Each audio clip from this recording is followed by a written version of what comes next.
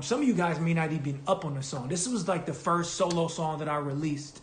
And I want to say, this was like 2009? Was it 2009? Yeah, 2009, man. And it's crazy. This is a super lyrical, like straight up just beast mode song. And this shit was played on the radio. You know what I'm saying? Like, can you believe that shit? Can y'all believe that? Like, this shit was played on the radio. So yeah, we need 3 more people. Hit the link in the description. Make a donation. We're gonna break down rare form. That's how we're gonna do it. So hit the link in the description, or this is my Cash App right here, and we're gonna break down rare form.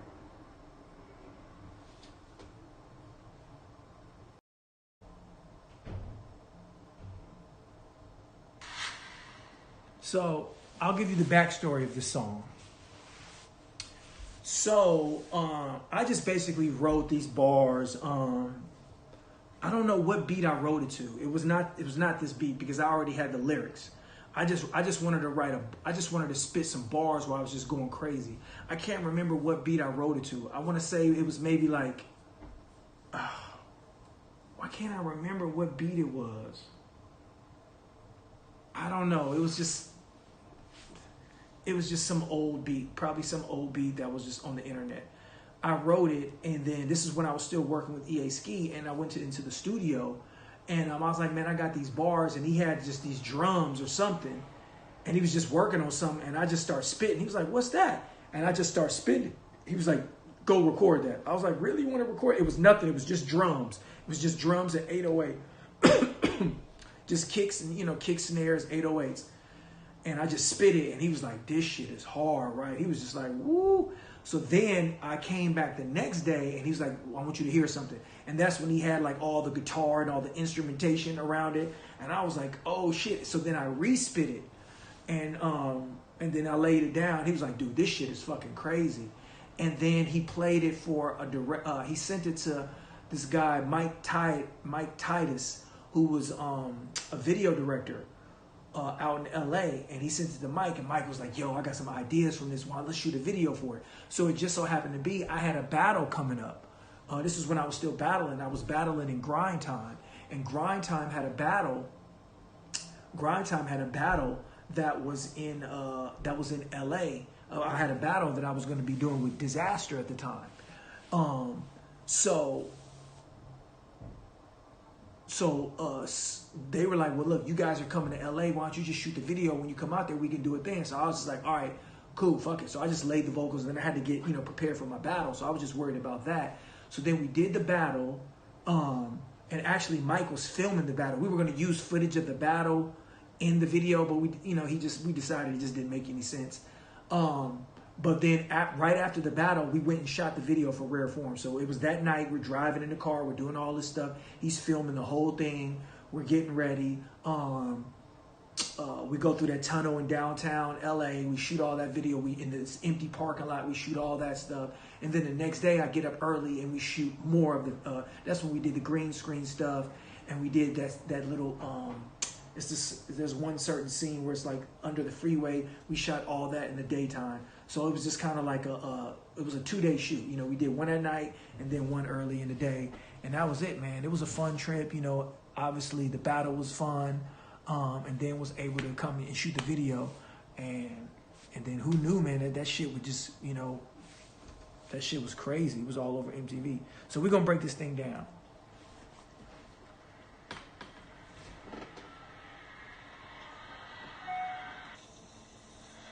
Shout out to NKTZ, Brendan Caesar, Chris Ramz, Tyler Ecker, showing major love. We're going to break down Rare Form.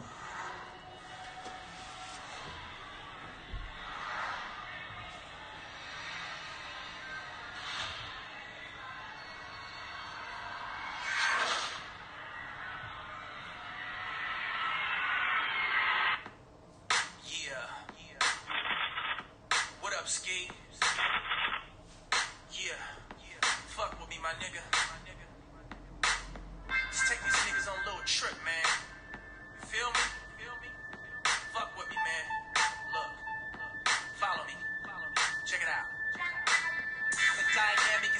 gigantic. Despite panic, I lie in a white hammock and write like I like Xanax. The dynamic is gigantic. Despite panic, I lie in a white hammock and write like I like Xanax. So how do I break that down? I'm just spitting, for one. So I'm just like, how did I even come up with that rhyme? The dynamic is gigantic. So basically, I'm just saying the dynamic of me being with this producer at the time and like my mind frame. I'm just saying this dynamic is gigantic. You know what I mean? The dynamic is gigantic despite panic. So despite the panic that may be going on in the world, the dynamic is gigantic despite panic. I write. I lie in a white hammock and write like I lie in a white hammock and write like I like Xanax. So I lie in a white hammock. It's just a nice rhyme. I'm chilling, kicking back in a white hammock. Lie in a white hammock and write like I like Xanax. I didn't even know. I don't even think I knew what Xanax was at that time or fully understand what a Xanax was. But if I'm not mistaken, Xanax is to calm anxiety. So I say I write like I like Xanax. So basically, I'm just saying like I'm on edge, like I need a Xanax or something like that. You know what I mean? Light of a slight manic depressant, fight panic, I lie. Let's start it over. Check it out. The dynamic is gigantic. Despite panic, I lie in a white hammock and Right like I like Xanax. Bite of a slight manic the depressant. bite of a slight manic depressant. So I'm just saying the bite, the bite, like the growl, the bite, like I'm an animal, the bite of a slight manic depressant. So I'm crazy. I'm a man. Like when it comes to these bars, I'm a crazy motherfucker. I might be manic depressant. You know what I mean? Damage, I strike with the left brain despite that I'm right-handed. I strike with the left brain to spite that I haven't heard this shit in so long. Bite of a slight manic depressant that lights damage. I strike with the left brain despite that I'm right-handed. I strike with the left brain despite that I'm right-handed. To spite that I'm right. So I strike with the left brain despite that I'm right-handed.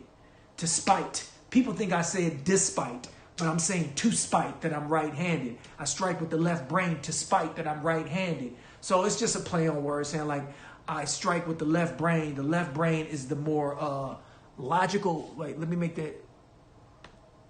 What does the left brain control? The left brain controls. I'll let y'all figure that out. Anyway, I forget.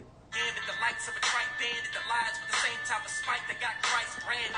That lies with the same type of spite that got Christ branded. So basically, Christ, Jesus, was, even though we consider, he's this holy person, this holy figure in Islam, we consider him a prophet. At the time, he was persecuted and hated.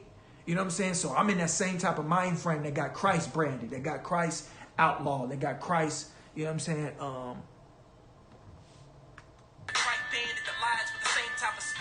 Christ branded. God damn it, what kind of shit is he on? I can tell a buster by the structure of his genome. God damn it, what kind of shit is he on? I can tell a buster by the structure of his genome. So basically, I can tell a sucker, a fake dude, a fake motherfucker by the structure of his genome. So I can break it, I can see it, I can break it down to your very DNA that you a sucker, that you a weak rapper. You know what I'm saying? So I'm just talking shit, you know what I'm saying?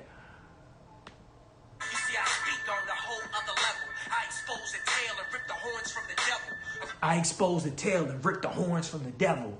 So basically, I'm exposing all you devils. I expose the tail and I'll expose who the devils are and rip their horns off at the same time. I'm a rebel, shit more so than ever. My course flow is severed, your whole torso.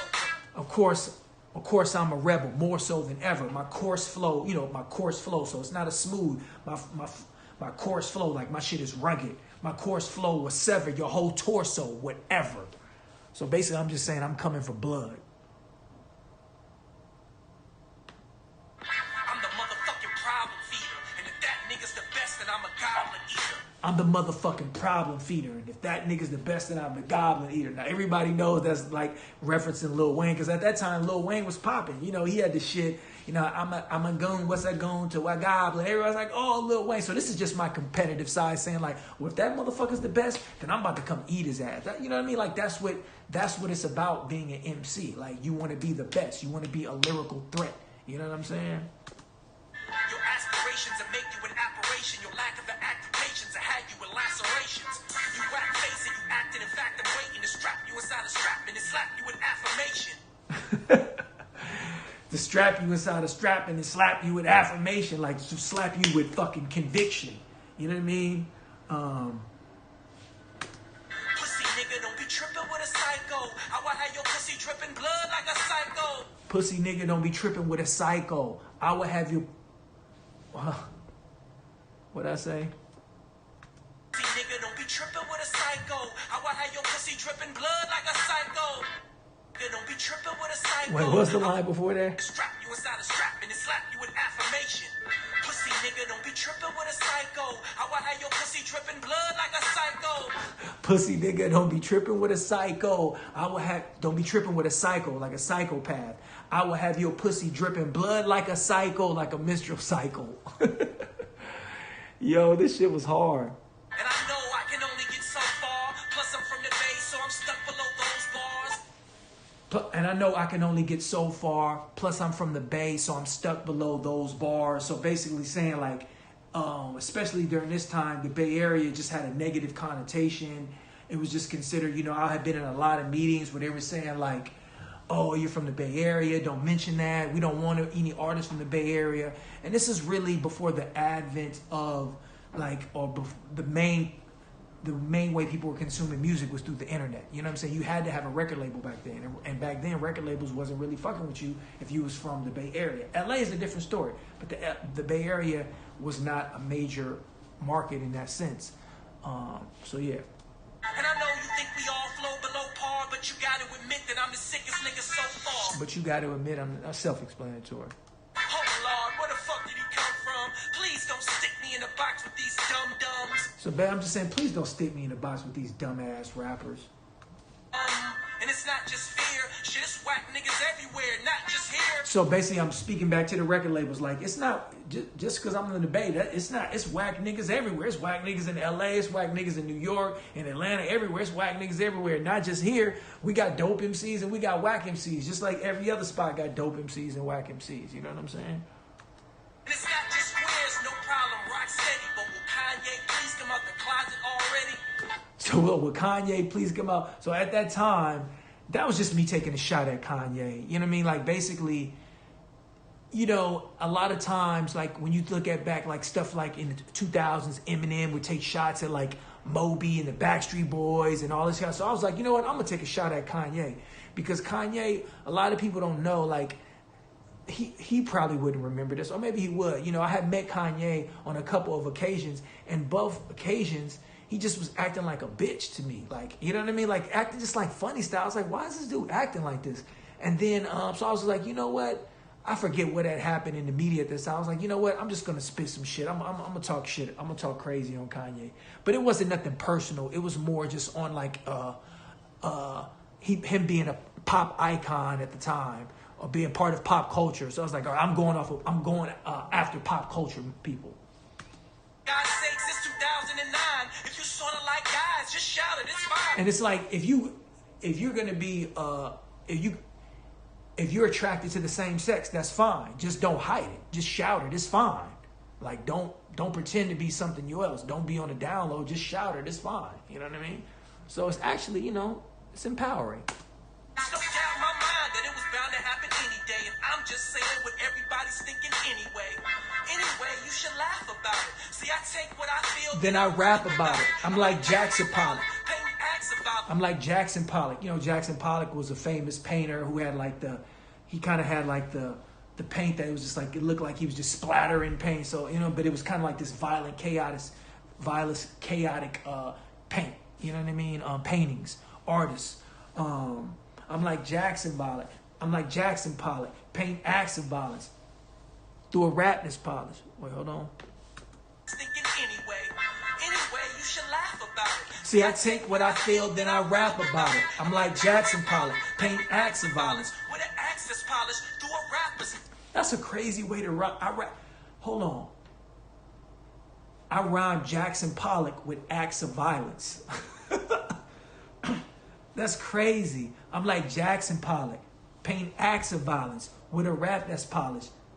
through a rapper's knowledge. Wait, let's go back. I like that. Then I rap about it. I'm like Jackson Pollock, painting acts of violence with an axe that's polished. With an axe that's polished. I'm like Jackson Pollock, painting acts of violence with an axe that's polished through a rapper's knowledge. Through a rapper's knowledge, and in fact I promise, if I'm strapped for dollars, no matter. And in fact, I promise, if I'm strapped for dollars, no matter what, I ain't never going back to college. So at that point in time, I had just, graduated from college a few years earlier. And I was just like, you know what, fuck that. I'm going to go after this music. I'm going to do this. I'm not going to give up on myself. I'm going to make this a career, and I'm going to do whatever I got to do. So that was just like me, like telling myself, no matter what, fuck that. This is what you're going to do. Polished through a rapper's knowledge. And in fact, I promise, if I'm strapped for dollars, no matter what, I ain't never going back to college. Fuck them. Tuck them in the ground, no hesitation. I don't need a docile version of education. So basically, I'm saying, like, no matter what, I ain't fuck them. Hold on. Tuck them in the ground. No hesitation. I don't need a docile version of education. I don't need a docile version of education. My sedation is war, my medication is metaphor. When I spit, niggas often beg for more. I'm not a whore, I understand that less is more. Lyrically testable, bore your flesh and more. I'm not a whore, I understand that less is more. Lyrically testable, bore your flesh and more. So basically, I'm not saying I don't have to hold myself out and put out less quality music. I understand sometimes less is more. Take your frontal lobe, press it in like a dresser. Take your frontal lobe, press it in like a dresser drawer. Just some ill battle rapping, just ill lyrics type shit. You know what I'm saying?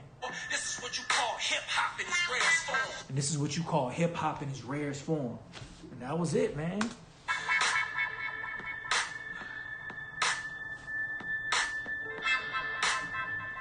...2009. Wow, 11 years ago.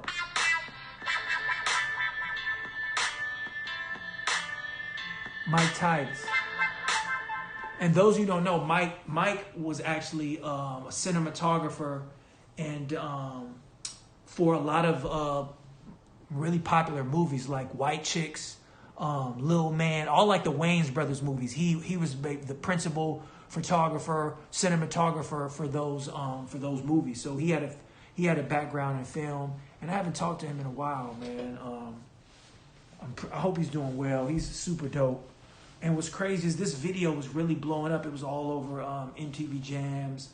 It had over 1 million views on YouTube. Because at this time, I don't think I even had a YouTube channel. So this is uploaded to somebody else's YouTube channel. So it's pretty crazy, man. Pretty crazy. Pretty crazy.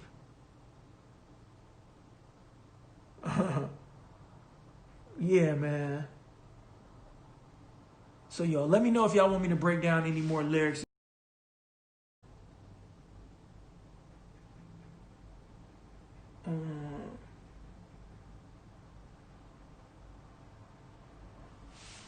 Month. So every 2 weeks. Super dope. Super dope.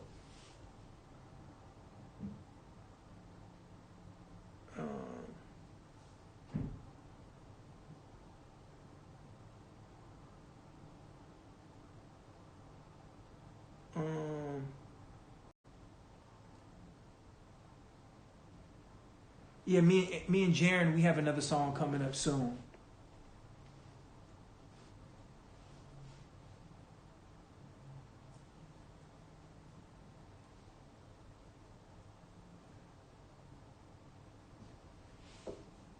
Left posted on Twitter that backstage he influenced Ye to start saying Yeezy and Yeezus.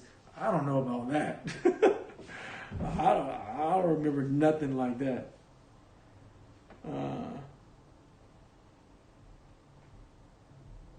Yes, me and John Connor, we have a song together. I haven't released it yet, but it's coming.